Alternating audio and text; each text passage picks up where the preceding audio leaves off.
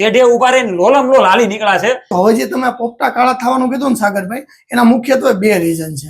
ખેતીવાડીના પ્રશ્નોનું નિરાકરણ લાવવા માટે આપણે ખેડૂત પુત્ર ગુજરાતી પ્લેટફોર્મના માધ્યમથી શરૂ કરવા જઈ રહ્યા છીએ ખેતી વિશેષ કાર્યક્રમ. આ ખેતી વિશેષ કાર્યક્રમની અંદર કોઈ પણ પાકનું વાવેતર ખેડૂતો કરે છે, એમાં ઘણી બધી સમસ્યાઓ આવે છે. જમીન સાચવણી કેવી રીતના કરવી એની પણ સમસ્યાઓ આવે છે. એના નિરાકરણ માટેનો કાર્યક્રમ એટલે કે ખેતી વિશેષ કાર્યક્રમ. આ ખેતી વિશેષ કાર્યક્રમની અંદર આપણે ઘણા બધા કૃષિ નિષ્ણાંતો, ઘણા બધા અનુભવી ખેડૂત મિત્રો, ઘણા બધા અધિકારીઓ સાથે આપણે વાર્તાલાપ કરવાના છીએ, જેથી કરીને આ ખેતી વિશેષ કાર્યક્રમના માધ્યમથી ખેડૂતોને સારું એવું ખેતીવાડીનું નોલેજ મળે અને જે પ્રશ્નો આવે છે એનું નિરાકરણ આવી શકે. તો હું તમારી સાથે સાગર રાસડિયા ખેડૂત પુત્ર આપ સૌને વંદન અભિનંદન કરું છું. આજનો કાર્યક્રમ ખેતી વિશેષનો કાર્યક્રમ, એમાં આપણી સાથે યુવાન ખેતી નિષ્ણાંત એવા વિશાલભાઈ વઘાસિયા મારા મિત્ર જોડાઈ ગયેલા છે.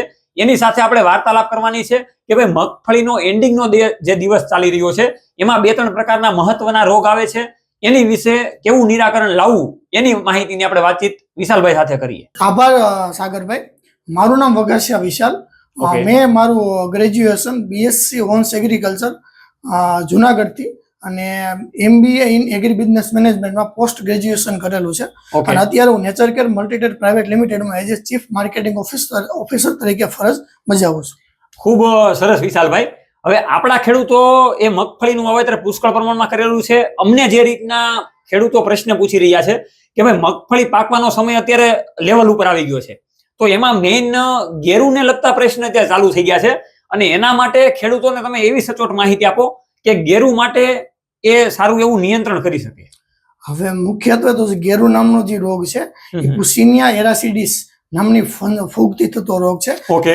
આ રોગની અંદર પાનની ઉપર લાલ કલરના ટપકા થાય છે અને પછી પાન ખરી જાય છે. મુખ્યત્વે આ રોગ થતો હોય છે. ઓકે. હવે સાગરભાઈ, આ રોગની આપણે વાત કરીએ તો મુખ્યત્વે આ રોગો જેને રેઝિસ્ટન્સ વેરાયટી નથી, જેવી કે 20 નંબર, 22 નંબર, 39 નંબર જે મગફળી આવે છે, આવા વેરાયટીમાં મુખ્યત્વે આ રોગ જોવા મળે છે. પણ જેવી રેઝિસ્ટન્સ વેરાયટી જેવી કે 32 નંબર છે, ગિરનાર 4 છે, કે પછી 128 નંબર છે, કે પછી કાદરી લેપાક્ષી, આ જે વેરાયટી છે એમાં રોગ મુખ્યત્વે ઓછો જોવા મળે છે અથવા તો નહીવત જોવા મળે છે. તો ખેડૂત મિત્રોને સૌથી પહેલા તો જ્યારે આગલા વર્ષે જયારે વાવેતર મગફળીના કરે તો રેઝિસ્ટન્સ વેરાયટીનું અવશ્ય વાવેતર કરવું જોઈએ. ઓકે. હવે આ જે ગેરુનો રોગ આલો તમે કહી તો દીધું કે કેવી રીતના આવે છે. હવે એના નિવારણ માટે એવી તમે દવાઓ ખેડૂતોને બતાવો જેથી કરીને એને ખબર પડે. હવે આમાં નિવારણ માટે અત્યારે વાત કરીએ તો કે જે ગવર્મેન્ટની ભલામણ પ્રમાણે જે પેસ્ટિસાઇડ છે એમાં ટેબુકોનાઝોલ 25.9%, જે ફોલેક્યુરના નામથી બાયર કંપનીનો આવે છે. પછી ટેબુકોનાઝોલ 50% પ્લસ ટ્રાયફ્લોક્ઝિસ્ટ્રોબિન 25% નેટિવ, કે જે બાયર કંપનીનો આવે છે નેટિવો. આ બધા તમે સ્ક્રીન ઉપર આના ફોટા અને આના ટેકનિકલ નામ પણ તમે જોઈ શકો છો. પછી પ્રોપિકોનાઝોલ 25% EC આવે છે, જે ટિલ્ટ તરીકે સિઝન્ટા કંપનીનું આવે છે. પછી પ્રોક્લારાઝ પ્લસ પ્રોપિકોનાઝોલ એફિથ જે અદામા કંપનીનું આવે છે. ફ્લુક્ઝા પાયરોક્ઝાડ પ્લસ પેરાક્લોસ્ટ્રોબિન, જે પ્રાયોક્ઝાડ તમે નામ સાંભળેલું હોય, પ્રાયોક્ઝાડ જે સિઝન્ટા કંપનીનો આવે છે. એઝોસ્ટ્રોબિન પ્લસ ડાયફેકોનાઝોલ એટલે કે એમિસ્ટાર ટૂબ જે સિઝન્ટા કંપનીનો આવે છે. ત્યાં 6 ફંજીસાઇડ મેં તમને સાગરભાઈ અત્યારે સજેસ્ટ કરી, જે તમે સ્ક્રીન ઉપર જોઈ શકો છો. એ બધી રસ્ટના કંટ્રોલ માટે ગવર્મેન્ટ ની વેબસાઇટ છે સજેસ્ટ કરે છે. ઓકે. ખેડૂતોના ઘણા બધા બીજા પ્રશ્ન આવે છે. અમને જે રીતે જાણવા મળે છે એ રીતના કે મગફળીના પોપટા કાળા પડી જાય છે, એના નિવારણ માટે શું કરવું? તો અત્યારે સોશિયલ મીડિયાની અંદર ઘણા બધા મિત્રો શેઢે ઉભા રહીને લોલમ લોલ હાલી નીકળ્યા છે કે આ કરવું, ઓલું કરવું, આ ન કરવું, ઓલું ન કરવું. હવે એને ખેતીવાડીનું નોલેજ ન હોય, ટેકનિકલ નોલેજ, તો એની માટે તમે શું કહેવા માંગો છો? સાગરભાઈ, આની માટે તો એક વસ્તુ એવી કરવા જેવી કે જેની પાસે ખરેખર ટેકનિકલ નોલેજ છે એવા વ્યક્તિ પાસેથી ખેડૂત મિત્રોને સલાહ લેવી જોઈએ. કોઈ પણ વ્યક્તિ એ રીતના સલાહ આપે છે કે જેની પાસે એનું કોઈ નોલેજ જ નથી, એની તમારે સલાહ ના લેવી જોઈએ, એ મારી પર્સનલી ભલામણ છે. તો હવે જે તમે પોપટા કાળા થવાનું કીધું ને સાગરભાઈ, એના મુખ્યત્વે બે રીઝન છે.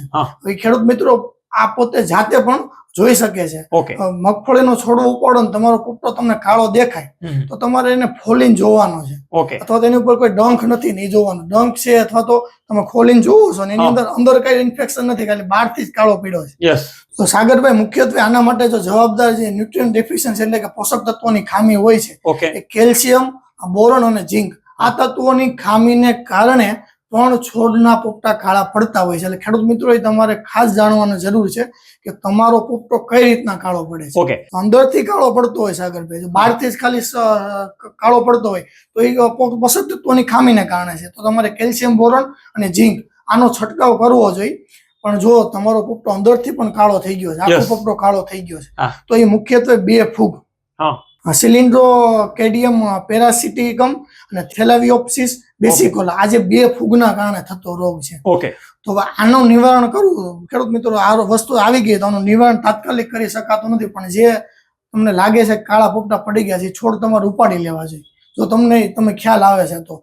અને આના બીજા નિવારણની તમને હું વાત કરું તો જે એક્સ્ટ્રીમ લેવલનું તમારે જે વોટર લોગિંગ કન્ડિશન એટલે કે પાણી ભરાઈ રહેવાનો પ્રશ્ન હોય છે, એની અંદર આ રોગ વધારે આવતા હોય છે. તો તમારે પાણી કઈ રીતના નિકાલ થાય તમારા ખેતરમાંથી એને તમારે ટાળવું જોઈએ. અથવા તો અમુક ખેડૂત મિત્રો વધારે પડતું પાણી પાઈ દેતા હોય છે, એના કારણે મગફળીમાં પાણી ભરાઈ રહેતું હોય છે, એના કારણે પણ આ રોગ આવી શકે છે. અને ત્રીજી તમે વાત કરવામાં આવે તો આ મગફળીને તમે સિરિયલ ક્રોપ કોઈ પણ એની સાથે ક્રોપ રોટેશન કરો. એટલે કે અત્યારે તમે મગફળીનું વાવેતર કર્યું છે તો શિયાળામાં તમારે સિરિયલ ક્રોપ એટલે કે ઘઉં, મકાઈ, આ જે સિરિયલ વર્ગના જે પાકો છે એનું તમે વાવેતર કરો તો પણ આ રોગથી તમે નિયંત્રણ મેળવી શકો છો. ઓકે. વિશાલભાઈ, તમારો ખૂબ ખૂબ આભાર કે તમારા વિચારો થકી, આવડત થકી, તમારી મહેનત થકી આપણા ખેડૂતોને તમે સારી એવી માહિતી આપેલી છે. તો ખેડૂત પુત્રો, તમારે પણ ખેતીવાડીમાં કાંઈ પણ પ્રશ્નો આવે છે, એ પછી કોઈ પણ પાકને લગતા હોય, યોજના, સબસિડી કે કોઈ પણ વસ્તુને લગતા હોય, તો એના માટે સ્ક્રીન ઉપર તમને જે નીચે વોટ્સએપ નંબર દેખાય છે એની ઉપર તમારે પ્રશ્ન તમે લખીને મોકલી શકો છો, ઓડિયો ક્લિપ મોકલી શકો છો, વિડીયો બનાવીને મોકલી શકો છો, ફોટા પાડીને મોકલી શકો છો. એનું તમને તમામ નિવારણ આગળના આપણા ખેતી વિશેષ કાર્યક્રમમાં સારા એવા કૃષિ નિષ્ણાત, ખેતી નિષ્ણાત ના વ્યક્તિઓ સાથે વાર્તાલાપ કરીને માહિતી તમને આપવામાં આવશે. અને આ માહિતી આપણે કોઈ પણ હવામાં વાતું કરવામાં નથી આવતી.